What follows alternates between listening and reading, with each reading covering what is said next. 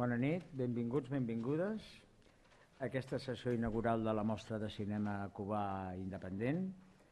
Ha sigut fruit d'un grup de cubans catalans afincats a Barcelona que s'hi han esforçat molt, s'ho han currat molt, sense cap tipus de subvenció, amb la seva feina, amb el dia a dia, i llavors, en primer lloc, el nostre agraïment. Ens han portat, a més, un petit regal per anar fent boca, per obrir, i és el guitarrista Ali Arango, que ens interpretarà Un dia de noviembre, de Leo Brauer, i després Toccata de Pasquini, també de Leo Brauer. Amb tots vostès, el guitarrista Ali Arango. Gràcies.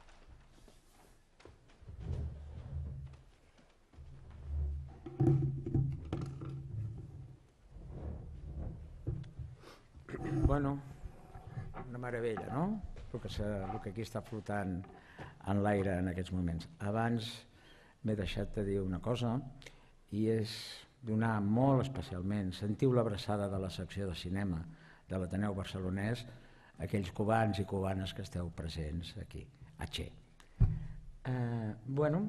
Tenim aquí el nostre amic Ianco, que és un investigador de la Universitat de Barcelona, i ens posarà una miqueta aquesta pel·lícula amb circumstàncies, amb antecedents, des de la perspectiva històrica del cinema cubà. Gracias. Primero me gustaría comenzar dándoles las gracias a los organizadores por haberme invitado a esta jornada inaugural de la muestra y sobre todo les agradezco porque creo realmente que han hecho un trabajo que amerita un reconocimiento, el mayor reconocimiento. Digo esto porque me parece que de entrada uno de los mayores méritos de esta muestra de cine cubano independiente que hoy comienza y que ya puede contarse, me parece, entre sus primeros resultados son los 2 presupuestos desde los cuales ha sido proyectada. Los organizadores claramente han huido de los enfoques fáciles, primero en el sentido de que no han querido caer en el exotismo fácil, el exotismo que es cierto que muchas veces es culpa de cierta manera del espectador, pero también es cierto que muchas veces es la vía de acceso más rápido a la fama, al reconocimiento, a la admiración, y una vía que permite en corto plazo hacerse relevante, pero a la larga termina perjudicando a aquel que se expone. Tampoco han acudido a otra vía de acceso fácil, que es la vía de las proclamas patrióticas, dramatizando el caso de Cuba e intentando pedir solidaridad o admiración con una situación de la que como mínimo se puede decir siempre que es realmente compleja. En su lugar han preferido huir de los localismos y de los universalismos imposibles, situándose en una perspectiva desacomplejada y desentendiéndose de la antigua cuestión de la relación entre lo universal y lo local, dejándolo en un segundo plano con la mayor naturalidad. Han aprovechado el tiempo que han estado viviendo en entornos multiculturales como este de la ciudad de Barcelona para convertirse ellos mismos en entes multiculturales y han acabado produciendo esta muestra desde una mirada realmente enriquecedora, no solo para aquellos que se interesan por el cine cubano, sino para los que se interesan por el cine independiente en general. Gracias a ello, podremos asistir durante este mes de noviembre a una muestra de la producción de los realizadores cubanos menos conocidos, de los más jóvenes, que son también los realizadores que están llamados a convertirse, a encontrarse con otros realizadores independientes que trabajan por todo el mundo y que apuestan todos los días por seguir trabajando en su cine con la atención o sin la atención de los circuitos comerciales. Ahora bien, si es cierto que esta muestra está pensada para todos, para los cubanos y para los no cubanos, esto no quiere decir que no sea necesario contextualizar, al menos mínimamente, las cintas que se exhibirán. Esta tarea no es sencilla, sobre todo cuando se quiere estar a la altura de los organizadores y compartir un poco el riesgo que ellos han asumido. Por eso intentaré separarme un poco de los caminos más trillados, como puede ser, por ejemplo, una descripción de las condiciones especiales en las cuales la mayoría de los realizadores que veremos han trabajado, y preferiré entrar en una pequeña descripción del diálogo que, para mi entender, se establece entre el nuevo cine independiente cubano y el cine que ha sido institucionalmente reconocido y apoyado por el Estado cubano en los últimos 50 años. Para eso haré una pequeña descripción de algunas especificidades de ese cine cubano y dibujaré rápidamente algunas coordenadas que me parece que ayudarán mucho a comprender un poco los presupuestos y a enriquecer las interpretaciones de los visionajes que comenzarán. Comienzo diciendo que si hay un tema que atraviesa todo el cine cubano, ese tema es el tema de las identidades. Y podría agregar también que en las condiciones en que se realiza ese cine es casi natural que este sea el tema principal. Intentaré explicar por qué digo esto. La idea de un nuevo cine cubano, por oposición a otro cine, aparece ya en las primeras reformas del año 1959, en el mismo mes de marzo. El primer gobierno provisional, a solo 3 meses de asumir el cargo, incluyó la creación del Instituto Cubano de Arte e Industria Cinematográfica, el conocido ICAI, entre una serie de reformas que habitualmente tienen la mayor urgencia en cualquier proceso político. Me refiero, por ejemplo, a la aplicación de la Ley de Reforma Agraria, el lanzamiento de una campaña de consumo de productos nacionales o rebajas en los alquileres de la vivienda, las tarifas eléctricas, telefónicas, los precios de las medicinas, etc. Este nivel de prioridad nos dice que indudablemente debió existir mucha urgencia para comenzar a hacer cine. Sin entrar a debatir si esta urgencia podía tener otros motivos, como por ejemplo las conocidas relaciones entre el primer presidente del ICAI, Alfredo Guevara, y Fidel Castro, si se debía a motivos propagandísticos, no parece desacertado pensar también, de alguna manera, que hay una relación entre esta urgencia por hacer cine y la implementación de un proyecto, la urgencia por implementar un proyecto de desarrollo nacional cubano que llevaba por entonces más o menos 20 años en espera. Como el resto de las reformas, el proyecto de una institución cinematográfica se dio la misión de renovar todo lo precedente y sobre todo de completar lo inacabado. En este caso, lo inacabado era desarrollar una industria cinematográfica nacional. Dicho sea de paso, si esta industria fue posible, fue a partir del trabajo y las ideas de un grupo de realizadores que eran los cineastas independientes de aquella época, muchos de los cuales buscaron y encontraron en el ICAI el espacio perfecto para desarrollarse y realizar sus ideas. Exactamente y lamentablemente también de la misma forma en que otros muchos quisieron, pero no han podido hacer después. En cualquier caso, nada más natural para un proyecto de este tipo que comenzar a presentarse y nada más importante para presentarse que definir las diferencias con respecto a lo que antes existía. O sea, nada más natural que la primera tarea que se diera al nuevo cine fuera remarcar la singularidad propia, dotarse de un lugar en el proyecto de desarrollo nacional y en la historia, o sea, nada más natural que identificarse en clave nacional. Esto es lo que yo llamaría el primer problema de las identidades del cine cubano. En segundo lugar, también resulta más que curioso que la primera gran polémica entre los intelectuales cubanos se produjera precisamente a partir de una obra cinematográfica. Para además detalles, una obra cinematográfica también independiente, el documental PM. Este documental solamente duraba 14 minutos, pero mostraba la vida en ambientes nocturnos de La Habana y había sido filmado al margen de la institución oficial. Es más que probable que uno de los motivos por los que se produjo esta polémica haya estado relacionado con el temor a que PM estuviera mostrando una imagen, llamemos equivocada, del cine, de la vida en Cuba, precisamente en el mismo año en que se producía la crisis de los misiles y el desembarco de Bahía de Cochinos. Por tanto, potencialmente podría estar proyectando una imagen distorsionada del modelo de ciudadano que para entonces ya comenzaba a modularse de manera estatal, desde la institución gobernante. En otras palabras, la transgresión de ese documental, si había alguna, consistía en abrir la puerta a la proyección de una posible identidad alternativa. Segundo problema de las identidades.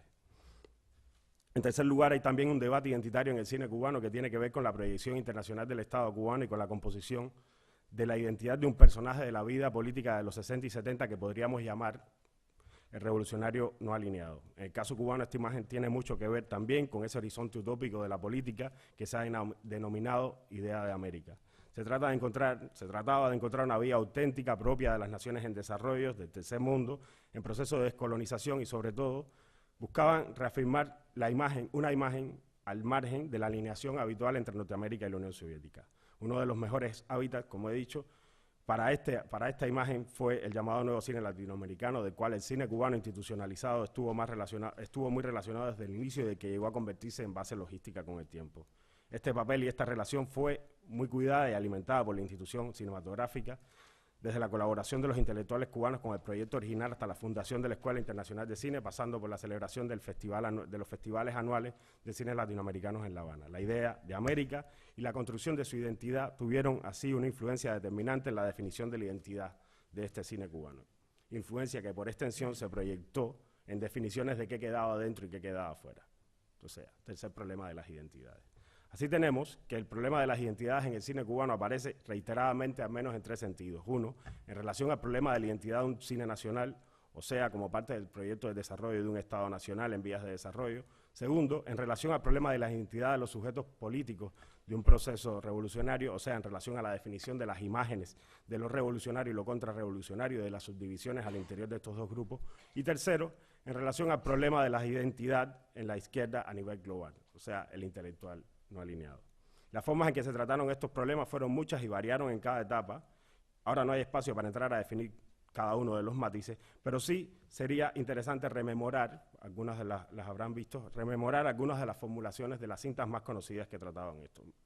Me refiero, por ejemplo, a cómo aparecían delineando los contornos del superhéroe mítico de los 60 en Historias de la Revolución, el joven rebelde y sus desarrollos posteriores, el brigadista, guardafronteras, una novia para David, etcétera, o perfilando la imagen de la mujer en la nueva sociedad, en Lucía y Amada, o ayudando a reescribir el relato oficial de la historia y la cultura nacional en La primera carga en machete, La última cena, Cecilia, un hombre de éxito, Gallego, etcétera, o construyendo las imágenes de las mentalidades a superar por el cambio revolucionario, lo que se conoce normalmente como la leyenda negra del cubano, en La muerte de un burócrata, Las 12 sillas, Los sobrevivientes y sus desarrollos posteriores, Los pájaros tirando la escopeta, Se permuta, Plaf, hasta cierto punto, de cierta manera, etcétera. Todas ellas producidas entre 1960 y 1989.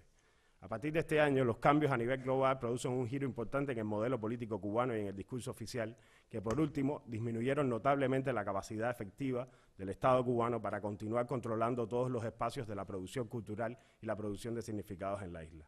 Esta situación se proyecta también en un cambio en el cine cubano institucional. En ese sentido, durante la década de los 90 aparecen dos modificaciones importantes en las coordenadas identitarias del cine cubano. Por un lado, encontramos una vulgarización de las temáticas clásicas del cine cubano de los 80 que tomaron la forma de toda una serie de coproducciones con empresas extranjeras, casi siempre comedias ligeras o melodramas, realizadas expresamente para comercializarse en el mercado internacional y que se apoyaban en una imagen estereotipada y superficial de la vida en Cuba. Por el otro, lo que me parece más interesante, se produce un cambio muy importante en la problematización de las identidades políticas que hasta entonces habían estado vigentes y las que además comienzan a ser complementadas con otras nuevas identidades que reflejan muy bien el quiebre que se estaba produciendo en la llamada cultura revolucionaria. Aparecen cintas como La Bella de la Alhambra, Alicia en el Pueblo de Maravillas, Fresa y Chocolate, Pon tu pensamiento en mí, Guantanamera, Video de familia, Suite Habana, todas entre 1989 y el 2003. Todas ellas en mayor o menor medida van recreando una imagen diferente a la imagen tradicional que venía dando la institución cinematográfica cubana. Aparecen así nuevos personajes, por ejemplo, el revolucionario empujado disidente por la intolerancia y el esquematismo, nuevos escenarios, por ejemplo, como la cara nostálgica de la sociedad cubana anterior al año 59, nuevos problemas como la homofobia, la intolerancia religiosa, la persistencia de la leyenda negra, la inmigración y la pobreza. Y este es precisamente el punto en que comienza a perfilarse, creo yo, la generación de cineastas independientes que veremos en esta muestra. Una generación más radical en la crítica que sus antecesoras, aparentemente menos arraigada en el discurso nacional, pero también inevitablemente cargada con toda una herencia más o menos explícita, que es la historia contradictoria de afirmación y negación del modelo cultural de la llamada Revolución Cubana. Esta situación se refleja muy bien en el contraste entre dos películas, una de las cuales es la que han escogido los organizadores para inaugurar esta muestra. Creo yo que con mucho tino. Me refiero al contraste que se produce entre la imagen de unas memorias del desarrollo del año 2010, que veremos hoy, y la imagen de su predecesora, Memorias del Subdesarrollo de 1967. En la lista anterior he omitido con toda intención Memorias del Subdesarrollo por dos motivos fundamentales. Una, porque casi con total seguridad, me refiero a la cinta del año 67, porque casi con total seguridad es la cinta más importante y la que mejor refleja la dinámica del cine cubano entre el año 59 y 89, y porque hace el tema general de las identidades, creo yo, de una manera magistral. El personaje central de esa cinta, Sergio Carmona, es una especie de intelectual que encontramos en medio de las circunstancias excepcionales de la Cuba de los 60, circunstancias que, entre otras cosas, le han llevado a enfrentarse a un problema que para la época era absolutamente determinante, el problema general de la actitud del intelectual frente a la revolución. Es el mismo problema que por aquellos mismos años, por ejemplo, ya había tratado Jean-Paul Sartre en sus conocidos ensayos sobre la literatura y el arte, y que en su extremo más radical también trataba regularmente la conocida y anárquica y conflictiva internacional situacionista, llevándolo al límite y exhortando a la destrucción absoluta del arte y la literatura. Todo ello justo en los prolegómenos del Mayo francés, el modelo canónico de la efervescencia revolucionaria de la época. El problema más o menos se puede denunciar como la contradicción entre la pertenencia a un universo cultural, occidental, subdesarrollado o no, democrático o no, no importa, de que emergen las ideas y las herramientas con las que se ejerce una crítica sobre ese mismo modelo. Con ello se exhorta a la inconformidad y a la rebelión, pero al mismo tiempo se reproduce el hastío y el desencanto que lleva a la negación de ese mismo universo cultural del que proceden tanto las herramientas teóricas como el intelectual mismo. Un problema, decía, que es el mismo, que aparece más o menos en todas partes, a nivel global en la época, pero que obviamente encontramos más radicalizado en las condiciones de una subversión social violenta. Entrados ya en el siglo XXI, las palabras que usaban en aquella época nos suenan extrañas, y la lógica que siguió el tema puede llegar a parecer incluso contradictorio, pero interesaría recordar que en aquella época a este problema se hacía referencia de manera general como el problema de la superación revolucionaria del modelo cultural burgués, no importa si se hablaba o no desde una base marxista. El abanico de posibilidades y soluciones que sugirió este problema probó ser lo suficientemente amplio con el tiempo como para cubrir todo el espectro ideológico de la época y acabó convirtiendo este problema, aunque a algunos les pueda parecer extraño hoy, en uno de los antecedentes inmediatos de esa revuelta cultural que después hemos conocido como posmodernidad. En medio de este problema, que podríamos llamar universal, regresando a nuestro caso cubano, encontramos a este presunto intelectual de fina crítica que es Sergio, que se encuentra de pronto paralizado, superado por las circunstancias, y esta situación conduce al conflicto central de la película. Por un lado, Sergio no se reconoce dentro de lo que podríamos llamar su propia clase.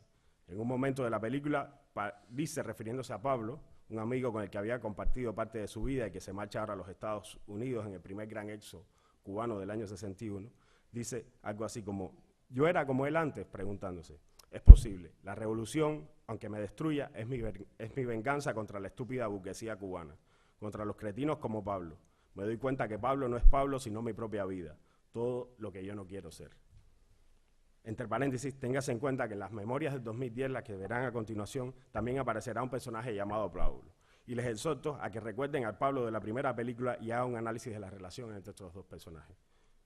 Por otro lado, Sergio, continuando con Sergio Carmona, por otro lado, Sergio tampoco se reconoce en la masa popular que se ha ido apropiando del proyecto político cubano. Le desconcierta, uno, como masa indiferenciada y desindividualizada, y segundo, porque esta propia masa le ataca y nunca le reconoce, nunca le permite acceder directamente a ella. Probablemente las grandes preguntas de la película son las que hace otro personaje, Elena, cuando dice, ¿tú te vas de Cuba? No. Oye, ¿y tú eres revolucionario? ¿Qué tú crees?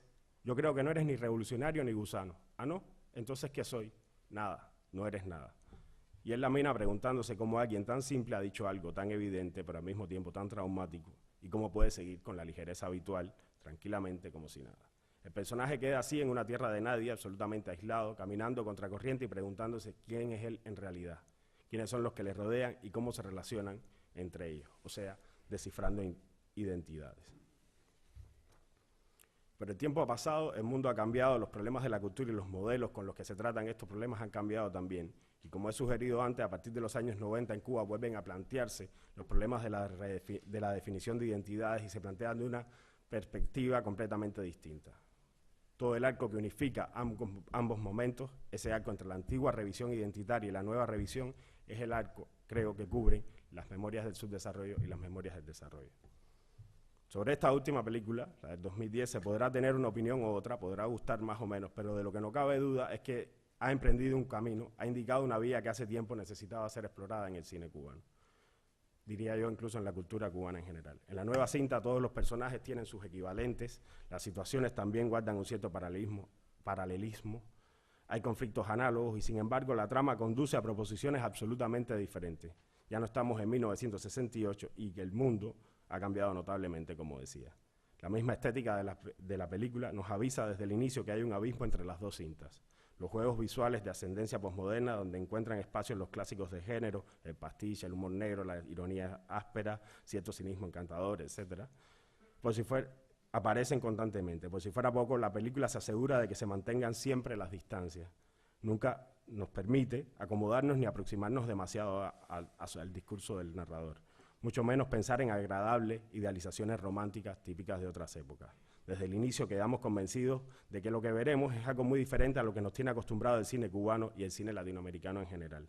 Sin embargo, el título, las referencias del título están ahí, como una pregunta que pide ser contestada.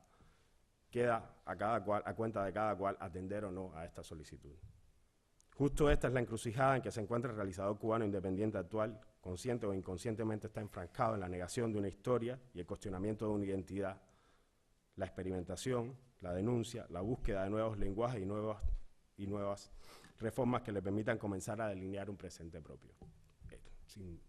Es la situación que me gustaría que intentaran un poco componer en la visualización de los distintos ejemplos que se pondrán a su consideración. Sin más, gracias y Bien, con la película.